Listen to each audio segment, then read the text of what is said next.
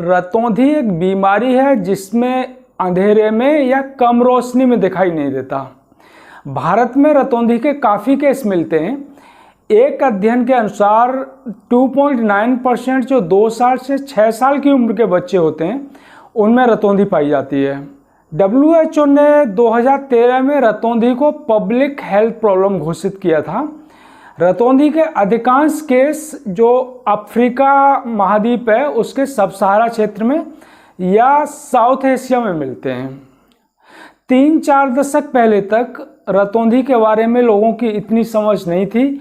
खास करके जो ग्रामीण इलाके होते हैं वहाँ लोग कस्बों में इलाज कराने जाते हैं, वहाँ अनक्वालिफाइड प्रैक्टिशनर होते हैं, वो रतौंधी के बारे में नहीं जानते थे तो उनकी समझ में नहीं आता था कि उसका क्या इलाज है और लोग यह मान लेते थे कि रतौंधी लाइलाज है, जबकि रतौंधी एक ऐसी बीमारी है जिसे आसानी से ट्रीट किया जा सकता है। तो आज के वीडियो में हम रतौंधी पर ही बात करेंगे, रतौंधी कैसे होती है और उसका इलाज क्या है। तो नमस्कार, मैं हूं डॉक्टर रामप्रकाश अनंत और आप देख रहे हैं जन स्वास्थ्य है। वीडियो शुरू करने से पहले मैं फिर आपसे एक बार अपील करना चाहता हूं कि यह एक साइंटिफिक चैनल है। मेडिकल साइंस और हेल्थ के बारे में साइंटिफिक और ऑथेंटिक जानकारी आपको इस चैनल पर मिलेगी। तो चैनल आपने सब्सक्राइब नहीं किया हो तो कर लें। वीडियो अच्छा लगा तो उसे लाइक करें और शेयर कर ज़्यादा से ज़्यादा लोगों तक पहुंचाएं। तो रतौंधी एक बीमारी है जिसमें अंधेरे में या कम रोशनी में दिखाई नहीं देता। तो पहले हम ये समझते हैं कि अंधेरे में या कम रोशनी में हम कैसे देख पाते हैं।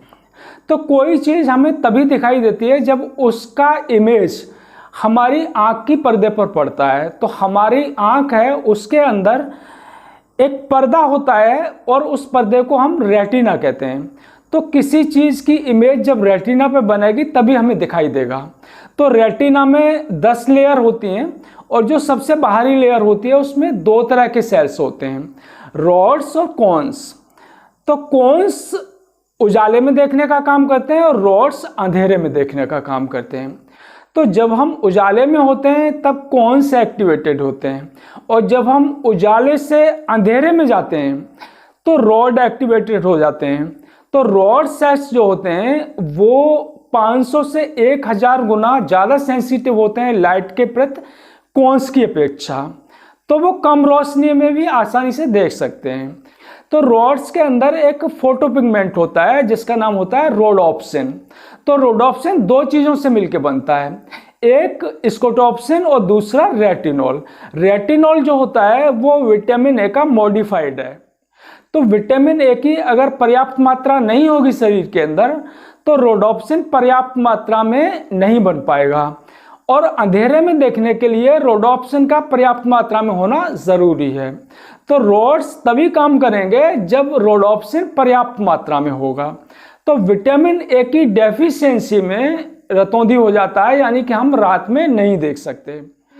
तो WHO ने विटामिन ए को जो यूनिवर्सल इम्यूनाइजेशन प्रोग्राम है उसमें शामिल किया है और WHO का मानना है कि जब से उसने विटामिन ए को यूनिवर्सल प्रोग्राम में शामिल किया है तब से बच्चों में जो मौत की दर है वो 12 से 24% कम हो गई है। तो विटामिन ए का जो शेड्यूल है वो है 6 महीने पर पहली डोज विटामिन ए की दी जाती है। विटामिन ए सिरप में आता है। तो बच्चों को 1 लाख यूनिट 6 महीने पर पिलाई जाती हैं और उसके बाद 5 साल तक हर 6 महीने पर उसे 2 लाख यूनिट पिलाई जाती हैं। तो बच्चों में विटामिन ए की कमी होने के चांस ज़्यादा रहते हैं कि तो हर बच्चे को 6 महीने से 5 साल की उम्र तक विटामिन ए के डोज पिलवाने चाहिए। अब ग्रामीण इलाकों में कई बार महिलाएं जो होती हैं वो बच्चों को विटामिन ए नहीं पिलवाती हैं। मैं मेडिकल ऑफिसर के रूप में जब यूपी में कार्यरत रहा हूँ तो कई बार मैं गया हूँ गाँव में, वहाँ औरतें वो इम्यूनाइजेशन नहीं करा रही हैं, कभी विटामिन ए नहीं पिलवा रही हैं। उनका लॉजिक ये होता है कि हमारे बच्चे को कोई परेशानी नहीं है तो हम दवा क्यों पिलवाएं।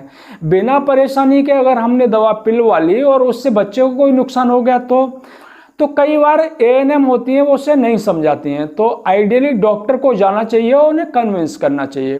तो बच्चों में विटामिन ए की टॉक्सिसिटी होने के चांस बिल्कुल नहीं होते हैं। विटामिन ए के बहुत ज़्यादा हो जाने से नुकसान होते हैं। Vitamin A fat soluble vitamin है, यानी कि वो वसा में घुलनशील है, और अगर उसकी ज़्यादा मात्रा होती है तो लीवर जो होता है वो उसे अपने अंदर इकट्ठा कर लेता है। तो विटामिन ए के ज़्यादा होने से नुकसान नहीं होगा। तो विटामिन ए की जो नॉर्मल रेंज होती है वो भी बहुत वाइड होती है, 15 माइक्रोग्राम से 60 माइक्रोग्राम तक नॉर्मल रेंज होती है।